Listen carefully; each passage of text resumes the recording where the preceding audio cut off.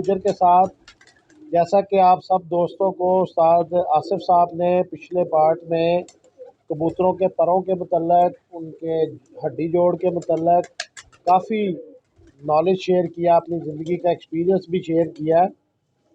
इसी तरह अब हम उनसे आँख के मतलब भी पूछेंगे, लेकिन उससे पहले मैं आपको एक ऐसे परिंदे का शौक़ करवाऊँगा कि जो बड़ा ही मुनफरिद और बड़ा दिलचस्प परिंदा है। और जैसा कि उस्ताद जी ने ये उस कबूतर दी कबूतरी वालदा है जिस कबूतर कबूतरी पहले दिखाई है, तो ये आप लोग देखेंगे तो आप सारे हैरान होंगे, और इसकी उम्र भी मैं आप लोगों को बताता हूँ। और कुछ ऐसे कबूतर भी आपको शौक़ करवाएंगे जो पिछले 200 साल से उस्ताद आसिफ के पास चलते आ रहे हैं, जो इन्होंने सिर्फ़ अपने बुज़ुर्गों की निशानी संभाल के रखी हुई है। तो इंशाल्लाह जी मैं अपने कैमरामैन को कहूँगा कि थोड़ा करीब आए। ये सारी उस पट्ठे की माँ है।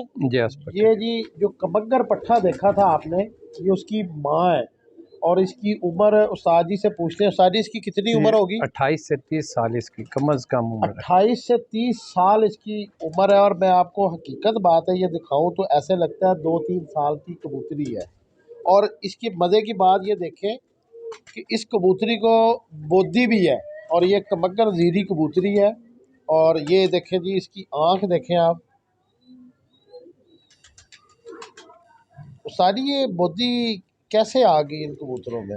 ये जो है ना ये इनका बाप मैं कहीं से लाया था, हरा कबूतर था सही, कबग्गर, रावलपिंडी से डॉक्टर शेर अगवन साहब से, उनके कबूतरों में से। और कबूतरी मैंने अपने घर के उस्ताद हमारे हैं लाहौर, उस्ताद वसीम, उनके घर की मादी लगाई थी, उसमें से ये एक बच्चा निकला। वो जो 2 पट्टी पट्ठा मैंने आपस में बहन भाई का जोड़ा लगाया, उसमें से ये नस्ल बनी बोदी वाली। ना उसके कोई पीछे था बोदी वाला, ना उसके पीछे, ये मेरे पास ये बोदी वाले बने जो आपस में बहन तो भाई लगा। कितने हैं आपके पास तकरीबन? अब बोदी वाली इसमें से एक ही रह गई है। ये थे काफ़ी, एक हमारे दोस्त है फजी खालक साहब हैं दमराया में, उनको मैंने इसकी एक बहन दी। मेरे शगीर जलील साहब सारन, उनके यहाँ थी। इजाज़ के यहाँ इसकी एक बहन थी। एक मेरे उस्ताद भाई हैं टीपू, शादा टीपू, शीशे का काम करते हैं, उनके घर थी। और सखर में मेरे शागिर्द हैं, उनके पास इसकी एक बहन थी बोदी काफ़ी चल रहे थे। इसमें से काफ़ी बोदी वाले निकले हैं, पर तकसीम मेरे पास ये खुद पड़ी है, बाकी इसकी नहीं जी दोस्तों, आपको मैं कुछ चीज़ बताऊंगा, वाकई ये बड़ी यूनिक कबूतरी है। आप ये देखें, इसकी टेल देखिएगा, बहुत ही सिमेट्री हुई है। और यही वो बता रहे थे कि अच्छे कबूतरों की निशानी है, हमें कोई बनावट नहीं करनी पड़ी, कोई इसकी सजाई नहीं करनी पड़ी। और जो सबसे मज़े की बात है, इस कबूतरी का जो कुंदा है, आप देखें कि इसका जो कुंदा है वो इतने लेंथी पा रहा है कि ये दुम से बाहर की तरफ जाते हैं, और बहुत शानदार कुंदे की मालिक है। ये देखें, आपको इसका शौक करवाते हैं। उम्र का भी इसका तकाजा देख रहे हैं, पर भी देख लें अभी, मतलब इतनी उम्र की कबूतरी हो के भी इसके परों की शेप ख़राब नहीं हुई, और बहुत ही ज़बरदस्त लाइट वेट बारीक पंजे की ये कबूतरी है। तो उस्ताद जी, ये जो आप, ये तो बड़ी पुरानी नस्ल आ रही है और कबूतरी, तो उस्ताद जी इसकी आँख में क्या देखना है, कुछ हमें हमारे व्यूवर्स को बताएं कि क्या ऐसी चीज़ें होती हैं कि इस कबूतरी इसमें देखें जी, आँख का जो काला दायरा है ना जी, ये जितना बारीक होगा वो उतना अच्छे कबूतर की निशानी। उसके साथ एक ये वाइट रिंग आ रहा है, ये रिंग होना अच्छे कबूतर की अलामत है। सही। और दूसरा इसकी देखें, ज़मीन जो है ना, जो असल मेन चीज़ होती है ज़मीन, उससे आप अच्छे और ब्रीडर और पहचान कर सकते हैं कबूतर की कि ये कबूतर जो है आगे चलेगा भी और ये उड़ेगा भी। उसके जितना नीचे वाला फर्श है ना, उसके ऊपर हल्की सी लाली आनी, वो अच्छे कबूतर की निशानी है।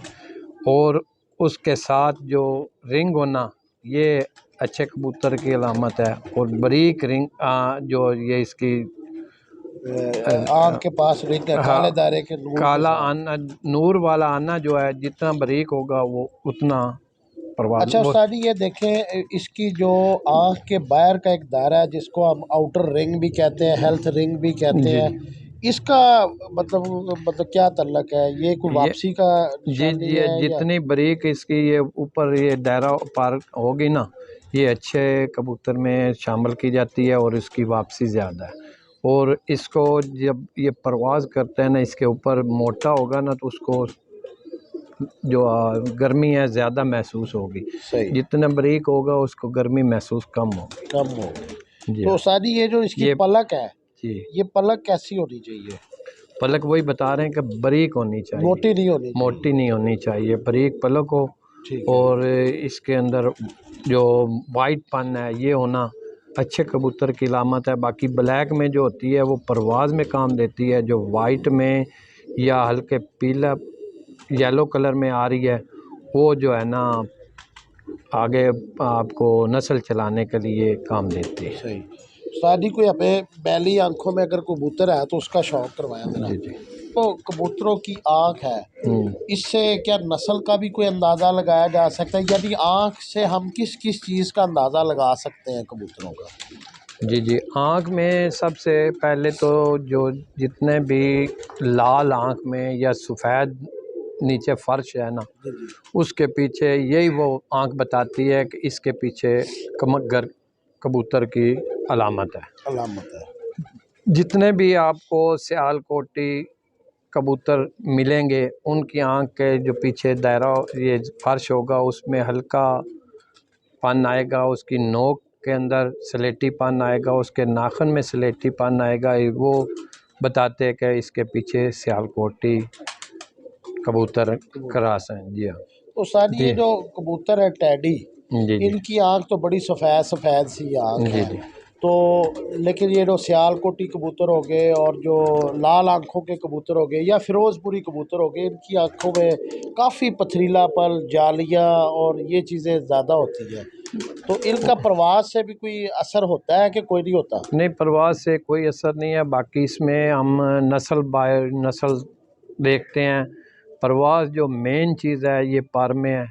जी जी। जी, आँख में है तो उसमें थोड़ी बहुत लाली आए। देखो ना जी, आपको मैंने पहले एक बात की है कि आँख का जो है ना अच्छा काले रंग में होना, पीले रंग में होना, ये उसकी मतलब उसका उससे उसमें कोई फ़र्क नहीं पड़ता। मेन बदन और पर ये कबूत 2 चीज़ों का अच्छा होना ज़रूरी अच्छा है। ज़रूरी है। एक पर और एक उसका ये वजूद, बदन, जी हाँ, बदन जो है ना वो वो होना अच्छा होना अच्छा चाहिए। होना चाहिए। तो अच्छा उस्ताद जी, ये जो कबूतर की आँख है, अब हुँ, जैसे कि ये देखें ना, ये हुँ, सियालकोटी कबूतर है, आगे जी, वो लाल आँख की कबूतरी थी।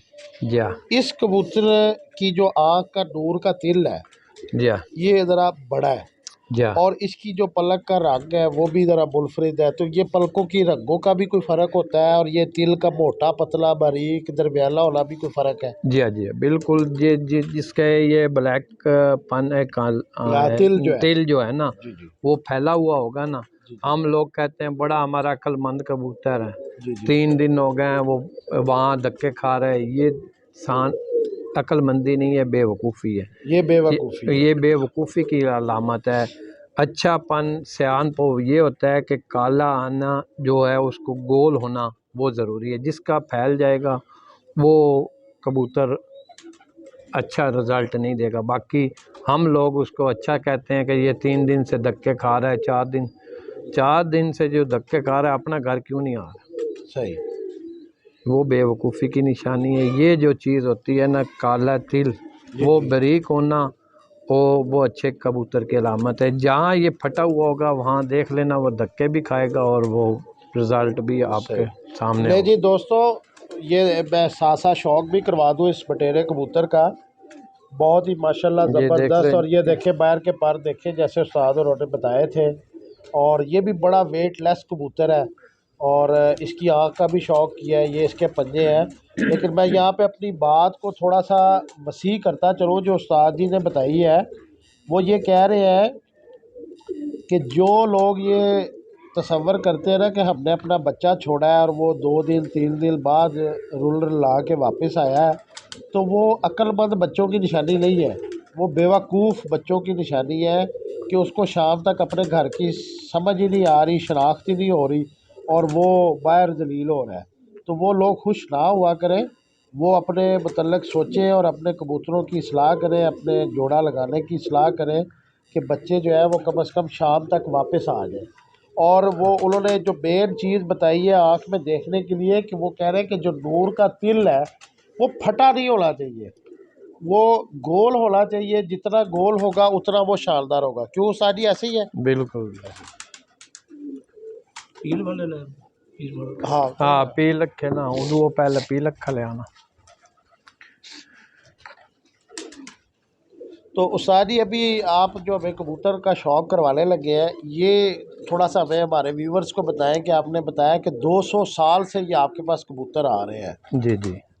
तो इनका क्या मतलब कोई हिस्ट्री में क्या था, ये कैसे आए आपके पास, कैसे रहे और ये कहाँ? हमारे वालिद साहब के दादा उस्ताद जो उस्ताद शफी गार्ड थे, लाहौर के लाहौर जी जी। में पहले 2 ही उस्ताद थे। अब तो 101 एक बाऊ उस्ताद, शबस पार्टी थी एक और एक जी हाँ, जी एक जी उस्ताद शफी गार्ड ग्रुप था। जी जी जो हमारे उस्ताद ये बताते हैं कि जो उनके हमारे दादा उस्ताद के जो नाना थे ना, जी बुढ़ा पहलवान, उनके ये घर के कबूतर थे। सही। उन्होंने अपना लाहौर में इसका लोहा मनवाया। आज भी अल्लाह ताला का फजल है कि हमारे उस्ताद भाई हैं इमरान बकर मंडी वाले, जी जी जी जी जी हाँ, उनके उस्ताद हैं उस्ताद मियाँ ग़ुलाम हुसैन, वो हमारे बिल्कुल है। उस्ताद भी हैं और हमारे उस्ताद भाई भी हैं। सही। रिश्ते में जो पग है उनके पास, वो मेरे वालिद साहब के पास और उनके पास उस्ताद, मतलब वो उस्ताद भाई है जी आपस हाँ, में। वो हमारे उस्ताद हैं जी, वो उम्र में हमारे उस्ताद हैं, तो पग के हिसाब से वो हमारे उस्ताद भाई भी हैं। सही। जो कुछ भी है, जो कुछ सीखा है हमने उन्हीं से सीखा है। और जो है ना, हमारे उस्ताद वसीम साहब हैं जी, उस्ताद शफी गार्ड साहब के पोते हैं जी जी। जी। तो उस्तादी इंशाल्लाह ये वो पील रखे कबूतर है, ये तो जो ये उस्तादी इसका मतलब है कि ये वलैती कबूतरों से नहीं नहीं इनका नहीं कोई तल्लक नहीं है। कोई तल्लक नहीं है। ये शुरू से बंदी में उड़ते हैं और अब तक ये बंदी में ही इनकी परवाज़ें हैं जी। कब जैसे कि दोस्तों, सब दोस्तों को पता है कि आजकल इन कबूतरों पे काफ़ी जो अच्छे टूर्नामेंट, बड़े टूर्नामेंट है, ये जो बड़े अजलाओं के टूर्नामेंट हो रहे हैं, उनमें इन पे पाबंदी लगा दी गई है, इन कबूतरों का हक मार दिया गया है। लेकिन अपने इन कबूतरों से जो दिल लगी है, जो विरासत है, वो उस्ताद आसिफ ने आज भी संभाल के रखी हुई है कि 200 साल का शजरा जो है इन कबूतरों का आ रहा है।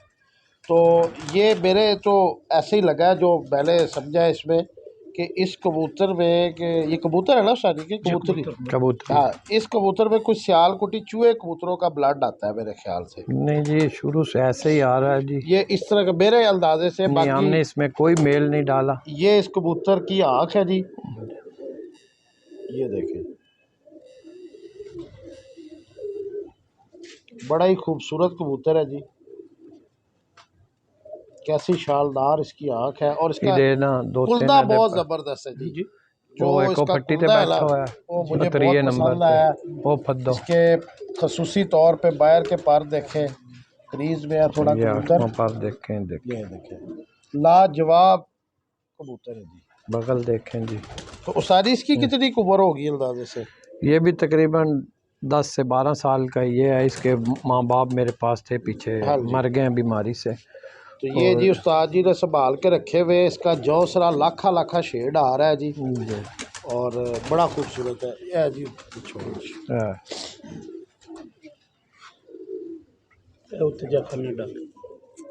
ये पर बीमारी जरा कोई खराब हो गई।